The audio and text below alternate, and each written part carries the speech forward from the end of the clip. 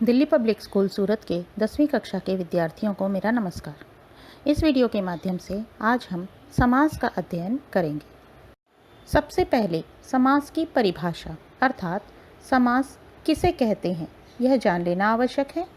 समास का अर्थ होता है संक्षिप्तीकरण अर्थात संक्षिप्त या छोटा करना, कम शब्दों में अधिक से अधिक अर्थ प्रकट करना। समास का प्रयोग भाषा में सौंदर्य व प्रभाव उत्पन्न करने के लिए किया जाता है। समास एक ऐसी शब्द रचना है जिसमें अर्थ की दृष्टि से परस्पर स्वतंत्र संबंध रखने वाले दो या दो से अधिक शब्द किसी स्वतंत्र शब्द की रचना करते हैं। समास होने पर बीच की विभक्तियों, शब्दों तथा और शब्द का लोप हो जाता है। उदाहरण के तौर पर घोड़ा जोड़ सवार, घुड़सवार। यदि इसका समास विग्रह किया जाए तो इसे घोड़े पर सवार लिखा जाएगा। समास रचना में दो शब्द या पद होते हैं। पहला पद पूर्व पद कहलाता है और दूसरा पद उत्तर पद कहलाता है। समास के साथ समास विग्रह की प्रक्रिया भी जुड़ी हुई है। समस्त पद को अलग अलग करने की प्रक्रिया को समास विग्रह कहा जाता है। उदाहरण सत्याग्रह समस्त पद है। यदि इसका विग्रह किया जाए तो सत्य के लिए आग्रह लिखा जाएगा। कभी कभी संधि और समास में भ्रम उत्पन्न हो जाता है, जबकि ये दोनों ही अलग अलग प्रक्रियाएं हैं।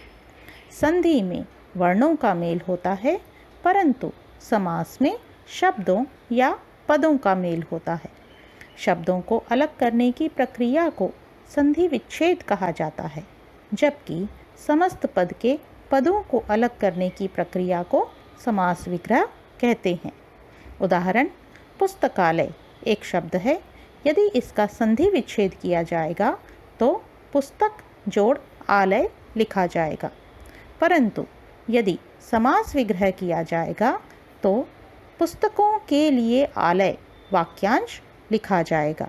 समास में वाक्यांश होते हैं, जबकि संधि में दो स्वतंत्र शब्द होते हैं जिनके वर्णों को जोड़कर उन्हें एक शब्द में परिणत किया जाता है। हिंदी में समास के 6 भेद माने गए हैं। अव्ययी भाव समास, तत्पुरुष समास, कर्मधारय समास, द्विगु समास, द्वंद्व समास और बहुव्रीहि समास।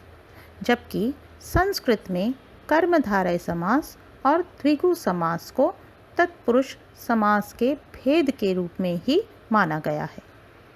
समास का प्रयोग संस्कृत, हिंदी सहित कई अन्य भारतीय भाषाओं में बहुतायत में होता है। इतना ही नहीं, जर्मन आदि विदेशी भाषाओं में भी समास का बहुत अधिक प्रयोग होता है। संस्कृत में समास के विषय में एक सूक्ति प्रसिद्ध है।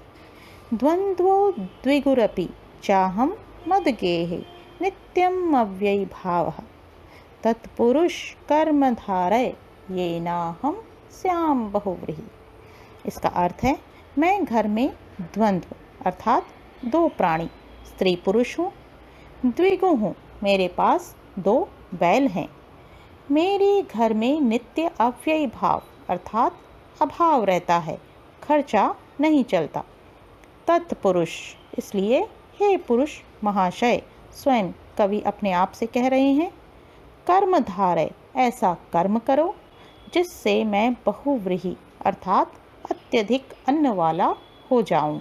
इस प्रकार कवि स्वयं अपने आप को कर्म करने के लिए प्रेरित कर रहे हैं और इस सूक्ति के माध्यम से समास के सभी भेदों को भली भांति स्पष्ट कर दिया गया है। अव्ययी भाव समास। पहला पद अव्यय होने के कारण इसे अव्ययी भाव समास कहा जाता है।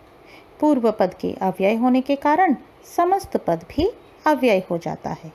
अव्यय का अर्थ होता है खर्च न होना। तो ऐसे पद किसी भी लिंग, वचन, क्रिया, काल में अपने मूल रूप में ही रहते हैं। इनमें कोई परिवर्तन नहीं आता।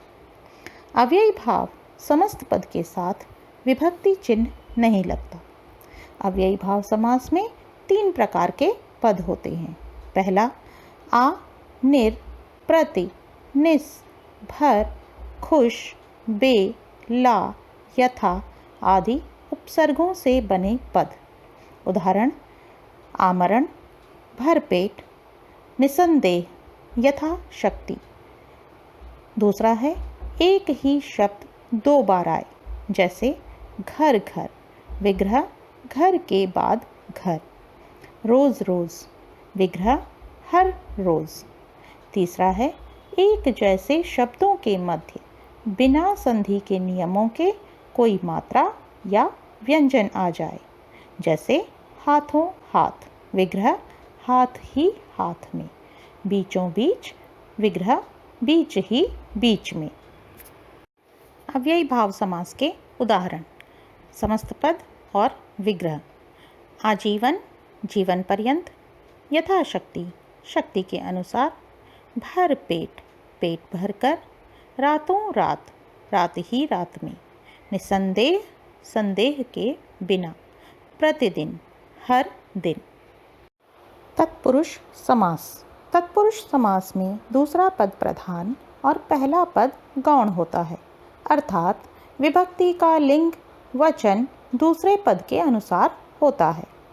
विग्रह करने पर कर्ता व संबोधन की विभक्तियों के अतिरिक्त किसी भी कारक की विभक्ति प्रयुक्त होती है, अर्थात कारक की पहली और अंतिम विभक्ति के अलावा बाकी सभी विभक्तियों का प्रयोग यहाँ हो सकता है तथा विभक्तियों के अनुसार ही इसके उपभेद होते हैं।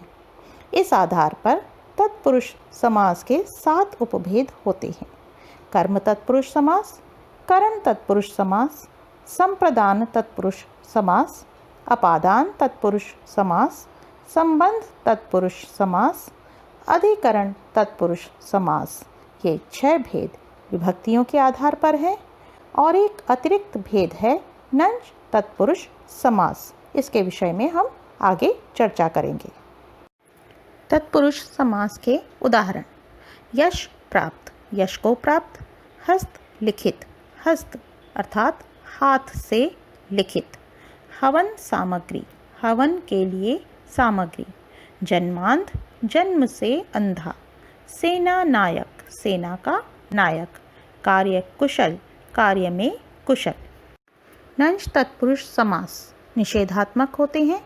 यहाँ अभाव, कमी, निषेध को सूचित करने के लिए अ या अन लगाया जाता है। उदाहरण: अयोग्य, विग्रह न योग्य, अनादर, न आदर, अस्थिर, न स्थिर, अधर्म, न धर्म, अनिच्छा, न इच्छा, अज्ञात, न ज्ञात। कर्मधारय समास। इसमें 2 स्थितियां होती हैं। पहली स्थिति में पूर्व पद विशेषण तथा उत्तर पद विशेष्य होता है। दूसरी स्थिति में पूर्व पद तथा उत्तर पद में उपमेय उपमान संबंध होता है। कर्मधारय समास का विग्रह करने पर यदि विशेषण विशेष्य संबंध है तो है जो, और उपमेय उपमान संबंध होने पर के समान तथा रूपी पदों का प्रयोग होता है। विशेषण विशेष्य संबंध के उदाहरण: महात्मा, महान है जो आत्मा, काली मिर्च, काली है जो मिर्च, नीलांबर, नीला है जो अंबर। उपमेय उपमान कर्मधारय समास के उदाहरण: कमल नयन, कमल के समान नयन, मृग लोचन, मृग के समान लोचन, चंद्र मुख, चंद्र के समान मुख, भव सागर, भव रूपी सागर, विद्याधन, विद्या रूपी धन, वचनामृत, वचन रूपी अमृत। द्विगु समास। इसमें प्रायः पहला पद संख्यावाचक होता है, कभी कभी उत्तर पद भी संख्यावाचक देखा जा सकता है तथा प्रयुक्त संख्या किसी समूह का बोध कराती है। विग्रह करने पर समूह या समाहार शब्द का प्रयोग किया जाता है। उदाहरण: पक्ष द्वय, 2 पक्षों का समूह, पंचामृत, 5 अमृतों का समाहार, सप्तऋषि, 7 ऋषियों का समूह, शताब्दी, शत अब्दों का समाहार। द्वंद्व समास। इसमें दोनों पद प्रधान होते हैं। ये एक दूसरे के विलोम या शब्द युग्म अर्थात शब्दों के जोड़े होते हैं। विग्रह करने पर समान प्रकृति वाले पदों में और विपरीत प्रकृति वाले पदों में अथवा या और समाहार पद्धति में आदि का प्रयोग होता है। समाहार पद्धति अर्थात जब एक निरर्थक शब्द सार्थक शब्द के साथ मिलकर किसी अर्थ का बोध कराता है। उदाहरण, रात दिन, रात और दिन, पाप पुण्य, पाप या पुण्य, पाप और पुण्य, इसे दोनों तरह से लिखा जा सकता है। धर्मा धर्म, धर्म या अधर्म, पानी वाणी, पानी आदि। बहुव्रीहि समास, इसमें कोई भी पद प्रधान नहीं होता है। प्रयुक्त पदों के सामान्य अर्थ की अपेक्षा अन्य अर्थ की प्रधानता रहती है, अर्थात समस्त पद किसी विशेष वस्तु, व्यक्ति, स्थान या पदार्थ की ओर संकेत करता है। विग्रह करने पर अंत में वाला, जो, जिसका, जिसके, जिसकी, वह आदि का प्रयोग होता है। उदाहरण, गिरिधर, गिरि को धारण करने वाला अर्थात श्री कृष्ण। वज्र पाणी, वज्र है पाणी में जिसके। महादेव, देवताओं में महान है जो। कनकटा, कटे हुए कान हैं जिसके। कर्मधारय व बहुव्रीहि समास में अंतर। इन दोनों समास के अंतर को समझने के लिए कुछ मुख्य बिंदु यहाँ प्रस्तुत किए गए हैं। कर्मधारय समास में विशेषण विशेष्य या उपमान उपमेय संबंध होता है। यहाँ कोई भी पद दूसरे पद का विशेषण या उपमान हो सकता है। कर्मधारय समास में शब्दार्थ प्रधान होता है। उदाहरण, नीलकंठ, नीला है जो कंठ, यह कर्मधारय समास है। बहुव्रीहि समास में दोनों में से कोई भी पद प्रधान नहीं होता। समस्त पद किसी अन्य संज्ञादि का विशेष्य होता है, अर्थात किसी अन्य संज्ञा का बोध कराता है। बहुव्रीहि समास में शब्दार्थ गौण तथा कोई भिन्नार्थ ही प्रधान होता है। उदाहरण, नीलकंठ, नीला है कंठ जिसका, अर्थात शिव, यहाँ बहुव्रीहि समास है। इसी प्रकार कर्मधारय व द्विगु समास के अंतर को भी कुछ मुख्य बिंदुओं द्वारा स्पष्ट किया गया है। कर्मधारय समास में एक पद विशेषण होने पर भी कभी संख्यावाचक नहीं होता है। कोई भी पद दूसरे पद का विशेषण हो सकता है, जैसे नराधम, पुरुषोत्तम, नीलोत्पल आदि। द्विगु समास में प्रायः पहला पद संख्यावाचक होता है जो दूसरे पद की गिनती बताता है। पहला पद ही विशेषण बनकर प्रयोग में आता है, जैसे चौराहा, चार राहों का समाहार। तत्पुरुष व बहुव्रीहि समास में अंतर। तत्पुरुष और बहुव्रीहि समास के अंतर को निम्न संस्कृत सूक्ति के माध्यम से सरलता से समझा जा सकता है। अहम च त्वयं च राजेंद्र लोकनाथ बुभावपि बहुव्रीहिरहं राजन षष्ठी तत्पुरुषो भवान। अर्थात, हे राजन, मैं और आप, हम दोनों ही लोकनाथ हैं। आप षष्ठी तत्पुरुष समास हैं और मैं बहुव्रीहि समास रूप हूँ। लोकनाथ समस्त पद का विग्रह तत्पुरुष समास के अंतर्गत लोक के नाथ होता है, जिसका प्रयोग राजा के लिए किया गया है, और बहुव्रीहि समास के अंतर्गत लोक ही है नाथ जिसका विग्रह होता है, जिसका प्रयोग याचक ने स्वयं अपने लिए किया है।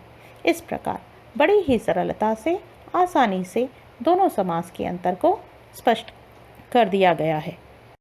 समास से संबंधित ध्यान रखने योग्य कुछ मुख्य बिंदु। सामासिक शब्द में प्रायः दो पद होते हैं, पूर्व पद और उत्तर पद। अव्ययी भाव समास में पूर्व पद प्रधान होता है। तत्पुरुष, कर्मधारय व द्विगु समास में उत्तर पद प्रधान होता है। द्वंद्व समास में दोनों पद प्रधान होते हैं और बहुव्रीहि समास में दोनों पद अप्रधान होते हैं। समास प्रक्रिया से बने पद को समस्त पद कहते हैं। समस्त पद के दोनों पदों को अलग अलग करने की प्रक्रिया को समास विग्रह कहा जाता है। समास प्रक्रिया में बीच की विभक्ति का लोप हो जाता है। समास होने पर जहाँ संधि संभव होती है वहाँ नियमानुसार संधि भी हो जाती है।